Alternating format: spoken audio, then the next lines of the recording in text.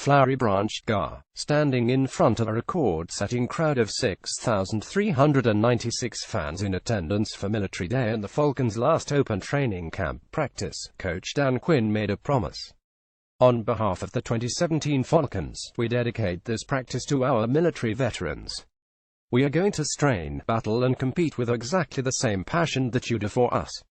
The team upheld the coach promise as Sunday's practice had a high level of intensity and some great individual performances. With Atlanta's first preseason game against the Miami Dolphins quickly approaching 7 p.m. ET Thursday, there are plenty of interesting storylines emerging. Related content. Let's break down the main takeaways from the Falcons' final open practice. 1. Ryan discusses evolving relationship with Sarkisian. One of the major points of intrigue for fans this preseason will be how Steve Sarkisian's offense compares to Kyle Shanahan's.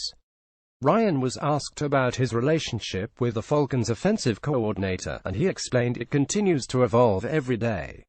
"I think our relationship was good from the start," he said. "I think the more time you spend with each other, the more you get on the same page. And I think that is probably what has happened throughout the spring and really throughout the first week and a half of training camp, is that we've gotten a better feel for how he calls plays when we get into our team periods and we're moving the ball and just playing football. I've gotten a better feel for kind of his demeanor, how things come in. And also, I've been very vocal about the things that I like. So, I think we're further along than we were in the spring, but, again, with the games coming up, we still have a long way to go. Having a veteran quarterback like Ryan, who is coming off of an MVP season, should help make the transition as smooth as possible for the offense." Ryan has complimented Sarkisian's intelligence, and he is sure to add a few creative wrinkles that maximize the Falcons' weapons. 2. Hall drawing praise, getting reps with first-team offense. Although the Falcons return the majority of the starters from last season's league-leading offense, there's still room for some of the young players at camp to earn a spot on the 53-man roster. Marvin Hall, who spent the end of his rookie season on the Arizona Cardinals practice squad, has really opened some eyes thus far in training camp.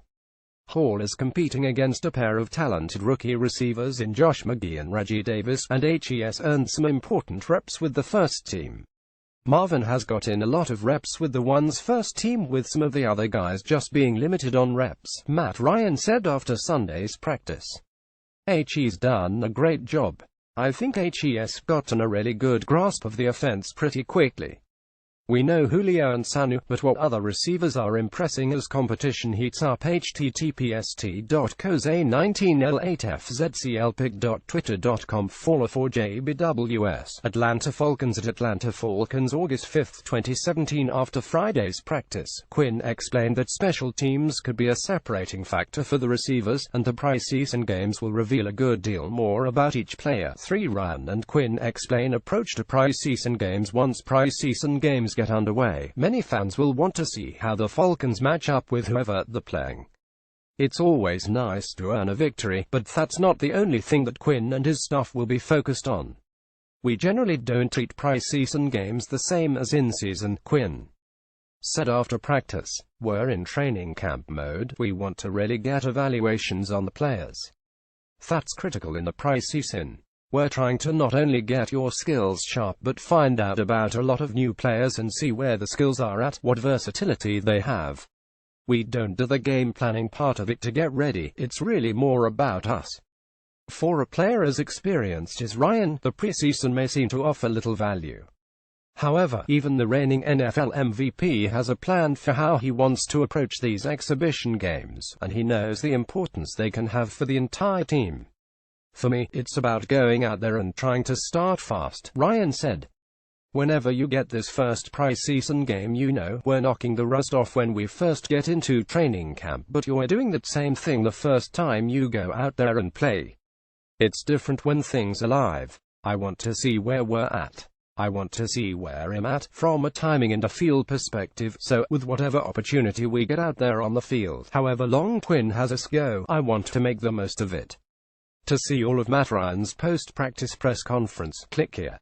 For red zone defense, a focus for the Falcons in training camp. The Falcons' young defense continually progressed throughout the 2016 season, but the team struggled to keep opponents from scoring once they reached the red zone. Atlanta ranked last among all NFL teams in giving up touchdowns in the red zone. Opposing teams scored a touchdown over 71% of the time they moved the ball within the Falcons' 20-yard line, according to TeamRankings.com. Quinn has made red zone defense a priority for the team this season, and he likes the plan they've put in place to improve in that aspect. In the off-season, we said that was going to be a big emphasis for us, where we were going to spend more time down there, get more reps, both offensively and defensively, Quinn said.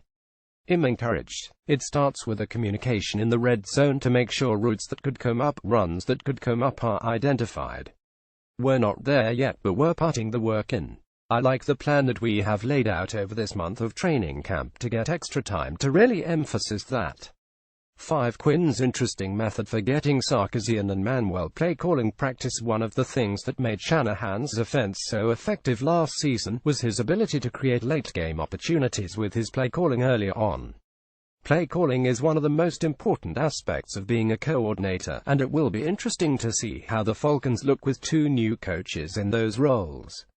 In training camp, Quinn has taken a slightly different approach to practices that should help his coordinators get some experience calling plays in the flow of a game. It's been real intentional that we've had less scripted plays and more move the ball, Quinn said.